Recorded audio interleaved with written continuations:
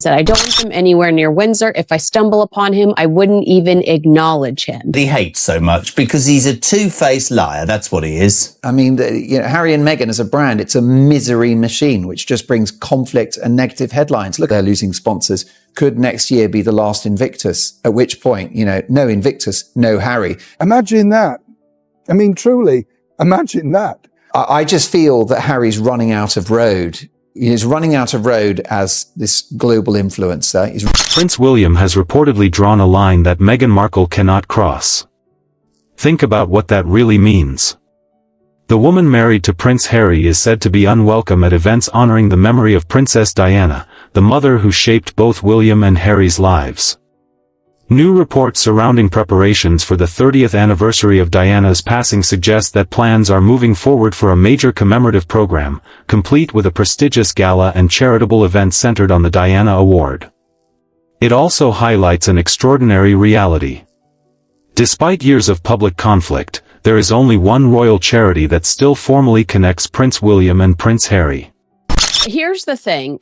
I recently heard that Prince William made it abundantly clear that Harry and Meghan cannot be offered accommodation at Windsor Castle. Just one.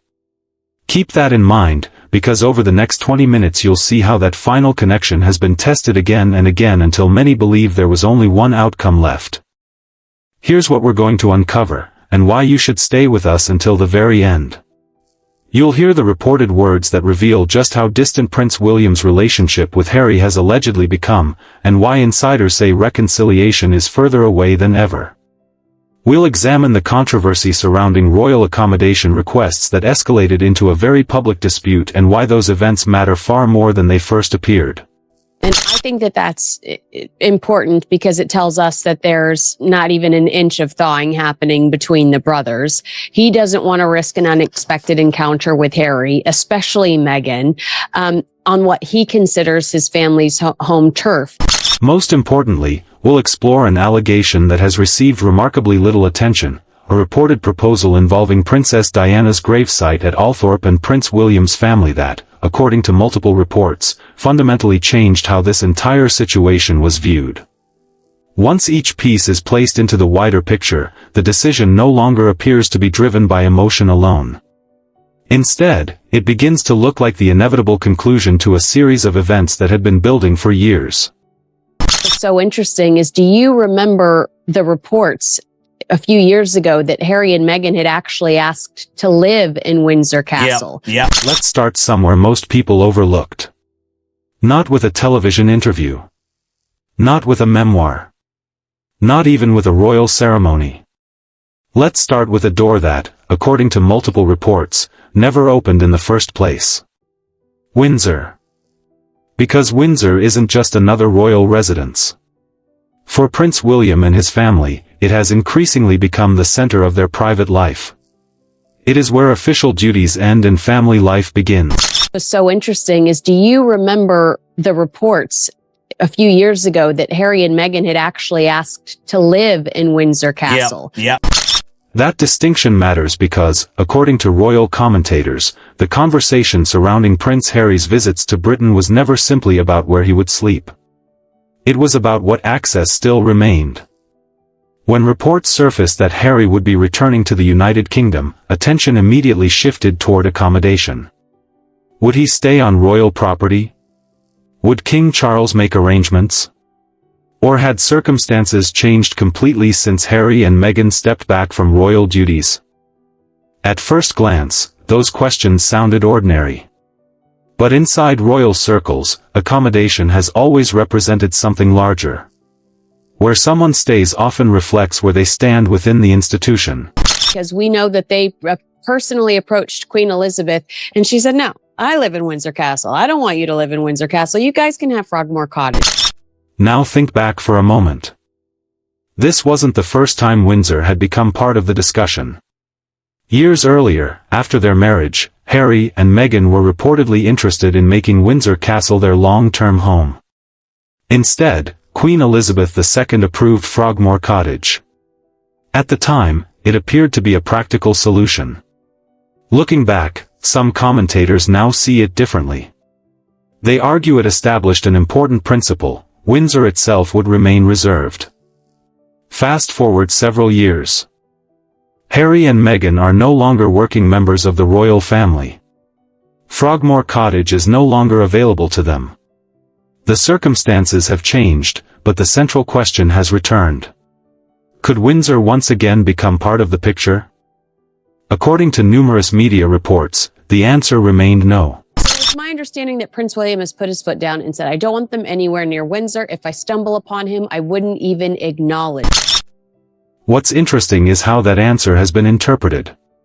Some believe it reflected palace policy. Others argued it reflected Prince William's determination to protect the privacy of his wife and children above everything else. Regardless of which explanation proves closest to reality, the message appearing across multiple reports was remarkably similar. Windsor was no longer considered an option. That brings us to something far more significant than accommodation itself. Trust. Royal analysts repeatedly return to that single word because, in their view, trust is what has eroded more than anything else over recent years. Interviews, documentaries, memoirs, legal battles, and repeated public disagreements have all contributed to an atmosphere where private conversations no longer feel entirely private. It's Orwellian doublespeak, isn't it? Because they've humiliated themselves by having a war of words with the palace about Harry's accommodation at Buckingham Palace, which didn't need to happen, but it's vintage Sussex behaviour. Imagine trying to rebuild a family relationship while knowing every meeting could become tomorrow's headline. Every phone call could generate speculation. Every visit could be interpreted as either reconciliation or rejection. Under those circumstances, even the smallest decision becomes complicated. Some observers argue the issue is no longer whether William still cares about his brother. Instead, they believe the question has become whether he feels comfortable allowing personal family moments to exist without eventually becoming part of a wider public narrative. That difference changes everything. Viewed through that lens, Windsor stops looking like a disagreement over rooms and starts looking like a carefully maintained boundary. But Windsor was only the beginning. As Harry's reported return continued to dominate headlines, another story began unfolding inside Buckingham Palace. What should have remained a routine family arrangement quickly transformed into competing public narratives, conflicting reports, and growing questions about who was telling the full story. And once Buckingham Palace entered the conversation, the debate stopped being about accommodation altogether. It became a debate about credibility, perception, and whether private family matters could still remain private at all. It's Orwellian doublespeak, isn't it? Because they've humiliated themselves by having a war of words with the palace about Harry's accommodation at Buckingham Palace, which didn't need to happen, but it's vintage Sussex behaviour. The next piece of this story takes us away from Windsor and straight to Buckingham Palace. This is where the conversation changed completely. Until now, the discussion had centered on access. Now it became about perception. Because according to numerous reports, what should have been a straightforward arrangement concerning Prince Harry's visit soon developed into a public disagreement that neither side appeared able to avoid. Initial reports suggested that accommodation inside Buckingham Palace had been discussed. Shortly afterward, different accounts began appearing. Some claimed an offer had been made. Others suggested no suitable arrangements had existed. Then further reports indicated that discussions had taken place but had broken down over timing and logistics. Within only a few days, what should have remained a private family matter had become another international headline. For royal commentators, the details were almost secondary. The real story was how quickly confidential conversations appeared to spill into the public domain. Every new report produced another response. Every response created another headline. Instead of reducing speculation, each development encouraged even more debate. That raises an obvious question. If both sides truly wanted to lower tensions, why did so many disagreements continue unfolding in front of the world's media? Well, with Buckingham Palace, the palace is saying we offered Harry accommodation. Then we're hearing from the Sussexes there was no accommodation. Then we said yes, then it was too late. So if we talk about humiliation, you know, who's got the smoking gun on that one? Some analysts believe the answer lies in the modern relationship between the monarchy and publicity. Every royal appearance carries enormous symbolic value. Every photograph tells a story. Every carefully managed image shapes public opinion. Because of that reality, even something as ordinary as accommodation can become politically significant. Attention then shifted to Highgrove, the private residence of King Charles. According to several reports, the king remained willing to meet Prince Harry and spend time with his grandchildren. However, there was one condition repeatedly emphasized by royal correspondents. Any meeting would remain completely private. No photographers. No official portraits. No press briefing afterward. No carefully staged family image released to newspapers around the world. Why is it that all of me, and I'd love your opinion on this, Poppy, all of me thinks this is all for their brand, this is all about a few clicks? For many observers, that decision reflected a desire to separate genuine family relationships from public relations. If reconciliation was ever going to happen, it would happen quietly rather than under the glare of international cameras. Others interpreted the reported conditions differently, suggesting they reflected lessons learned from previous public controversies involving the royal family. Whichever explanation proves correct, the principle appeared consistent. Family conversations were to remain family conversations. Then the focus moved north to Althorp, the Spencer family estate where Princess Diana is buried. This part of the story carries far greater emotional weight because Diana's memory remains deeply personal for both William and Harry. Despite sharing the same loss, the brothers have often been described as honoring their mother's legacy in different ways. William has generally kept those moments private, while Harry has spoken about them more openly in interviews, documentaries, and his memoir. You are both part of a couple who said that the monarchy is racist and everything about it is fundamentally wrong. Why, Poppy, then? And Kins and I have spoken about this so much. Would he take a room within an institution that he hates so much? Because he's a two-faced liar. According to reports circulated by several royal commentators, discussions emerged surrounding the possibility of a joint family tribute connected to Diana's memory. Those reports have never been officially confirmed, but they attracted enormous attention because of what such an event would represent. Supporters argued that a shared visit could symbolize healing. Critics argued it would inevitably become one of the most photographed royal moments in years, regardless of anyone's intentions. That distinction became central to the debate. For Prince William, according to many commentators, Diana's resting place has always represented a deeply private space rather than a public setting. If that interpretation is accurate, then any proposal involving a larger family gathering would naturally be viewed through a very different lens. Whether or not every reported detail proves accurate, one conclusion continued emerging from royal analysis. The disagreement was no longer simply about invitations or appearances.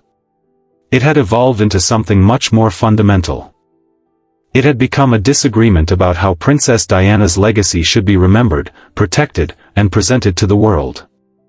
And once that question entered the conversation, the story moved beyond ordinary family tensions. It became a debate over history, memory, and responsibility, one that would eventually place the Diana Award itself at the very center of the discussion.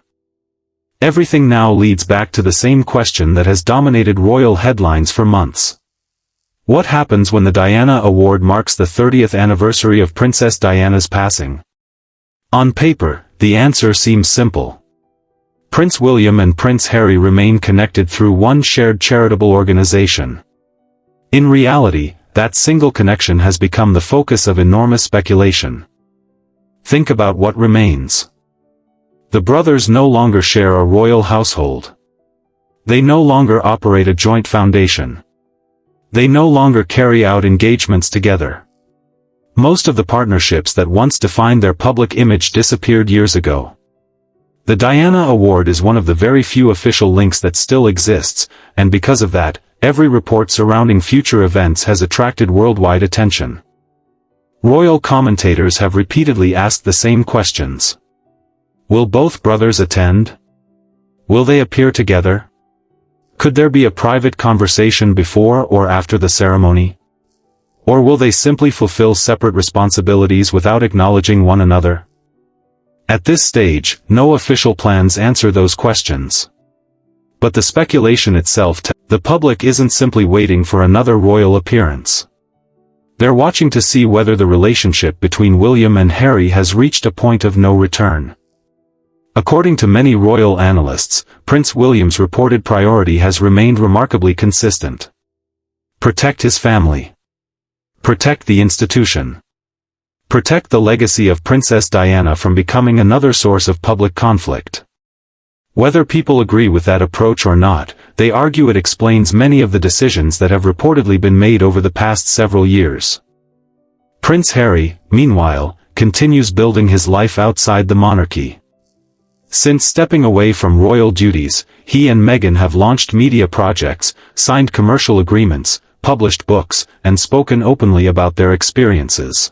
Yeah, I think actually quite cleverly, King Charles has called Harry and Meghan's bluff, because effectively, I believe that the Sussexes were using the kids, leveraging Archie and Lily to engineer the royal return.